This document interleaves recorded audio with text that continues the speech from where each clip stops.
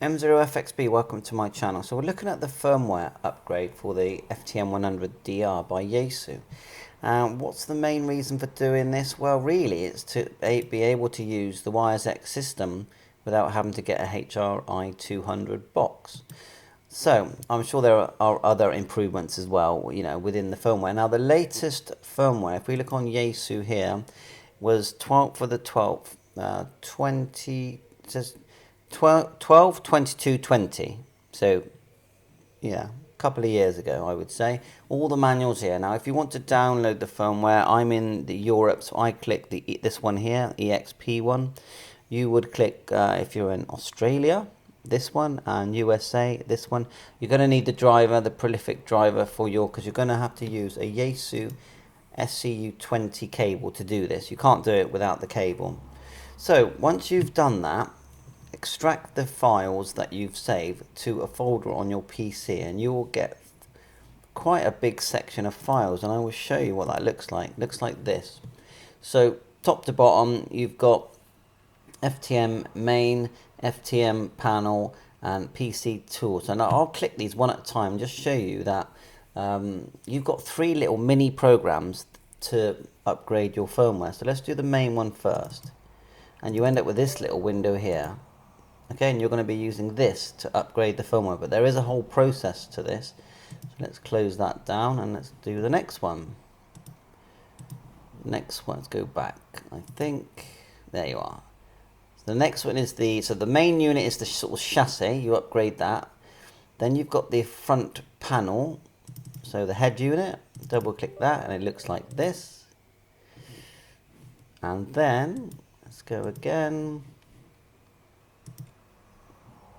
Tool for DSP, click that, look, COM1 DSP. So it's quite a procedure, it's definitely doable, and then you're going to need your driver, of course. Just run your prolific driver. If you've got Windows 11, I'm pretty sure if you've got Windows 11, you're going to need the new SCU58 cable, but there is a way around it. You can right click it and tell it to upgrade, and then instead of clicking upgrade, you click look at a list of drivers on my PC, and then the old one will be there. Double click that and it will work. I've done it, I've tried it, but you do have to do it every time you go to the radio. So going back now, let's have a look at the actual instruction manuals that you get for each of these processes. I will be doing it on mine when I've got it. So you get this sort of overview here of how it, you know, of what you do. You can read that if you like. This is the latest, or it's talking about the latest firmware upgrade. And what does it even list? Main firmware? No, it doesn't really list what the changes are, but it's like an overview file. But the main thing you need is the actual instruction manuals for each section. So this is the instruction manual for the main firmware. It's the main body of the unit. So if you go down, also you've already installed your SCU cable, and you go down, and this is the window you get using the programmer. You get a window like this, click update, but there is a procedure of buttons that you have to push to get it into update mode. Look, preparing for transfer. So look, unplug the power, remove the rubber cap on top of the case. Let's zoom in on this. Click to the update switch, which is to the back of the unit. So there's a little switch you got to flick there. I think we're yeah, keep going. Connect the SCU cable, like so. You can use your laptop or your PC. Connect the power cable. If you follow it step by step, it's doable. Keep going. Confirm entries and preparation procedure as below. So you sort of it talks you through it as you do it. Take your time, don't rush, because you don't really want to cause any problems, do you? Click OK. Like so, and then look, then it upgrades, and then it's done the main unit of the body. Firmware update is complete. Follow pop-up screen will appear. Reassemble. Return the switch back to non-update. You want to remember that, otherwise you get a screen that doesn't look correct. Replace the rubber cap. Connect power. Factory reset. So that's another one. There is an SD card on this radio, so save your settings, memories on the SD card before you even begin this process. and it shows you how to do a factory reset.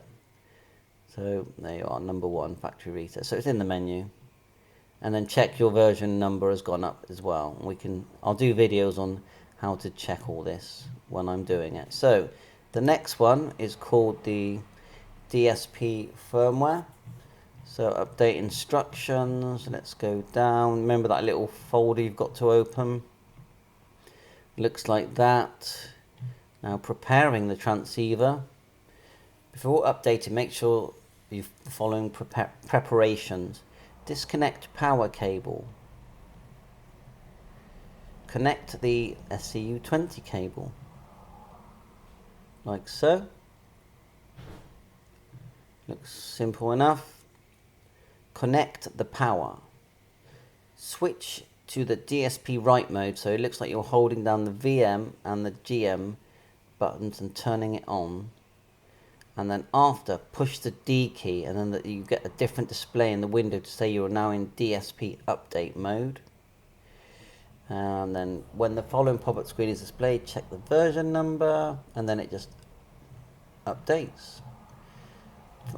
Complete. Let's see if we have to reassemble, turn off the radio, take off the SCU20, check the version number, rotate the dial to number 13, clone, rotate the dial to select software version, which is on number 8. So you basically hold the DISP button, you get setup menu, then you go to RST clone section, select that, and then you subselect number 8, and then it shows the version. Okay, next, this is the panel firmware. So this was, I would say, is the head unit, the display unit. So again, install, we know about that software, we've already seen that, like so. Using the programmer, so double click that programmer. Follow the instructions. Connect power cable to the main body to supply power. Press the TXPO and GM keys simultaneously to turn on, and then turn on the power. After push DISP appears on the LCD display, press the DISP key. Then wait until the LCD display disappears. Remove the rubber cap from the rear panel. So there's another little switch for you to flick and switch the program switch to the update side, then press the reset button to the switch. Connect the FTM-100 to your PC. That's your preparation, so go through this really carefully. I'll actually do a video when I'm doing it, it's a bit fiddly. So preparing for the update, connect the power cable. While holding the TXPO and GM buttons, press the lock button to turn the radio on. So TXPO, GM, turn on the radio. We've already flipped the switch. The LCD screen will be blank and a PEPO signal will sound several times. The control panel will enter the write mode. To free the front panel from the RF deck, push the button on the left side to release it. So you do have to take the front off. Remove the rubber cap. So at this point, set the switch. There you are. There's your little switch. So it's at the back there. Once you take the head off, it's at the back. Push the reset SW button downwards. The display will flash one time. We recommend using a small plastic screwdriver or equivalent, like a toothpick or something. Avoid using a metal tool because the radio is turned on. Agree with that. Plug in your SCU20 cable. Using the programmer, so then you get a list to talks you through again. We've already read this, haven't we? Click OK, and then it does it. So if you just follow it, make sure you never turn the power off. Don't disconnect anything halfway through, because that's when you're going to have a problem. And it's up there. And then I know it's a bit of a pain, but once you've done all this, you'll be able to use that WiresX system. You'll have all the latest settings. Reassemble, and then again, it's going to tell you to flip the switch back. Like so. Replace the rubber cap, connect the power, do another factory reset, rotate the dial to number 13 again, hold down DISP 13, rotate dial, factory reset, again save your settings, That's it. And then a beep sound, the call sign in. Oh yeah, once you factory reset your all of these C4FM radios, it does make you put in your call sign again. And these radios won't work on C4FM without your call sign. And then check your version number again, 13, number 8, and then it's going to show all your versions complete. And then you don't have to do this again ever, hopefully. So yeah, it's a fantastic radio, way ahead of its time. I know we've got the FTM-300, 400 and that, and they're all great, but this one, you can get it for under £200, and it's a fantastic set, and it literally does everything, as far as I can see, that my FTM-300 does, and the head unit is removable. The base unit looks the same. Can't see a difference with the base unit. So well done to Yaesu for making some good kit. Although they keep making very similar radios, so not sure why they keep doing that. But anyway, 7.3, catch you on air. All the best. Please remember to subscribe to my channel.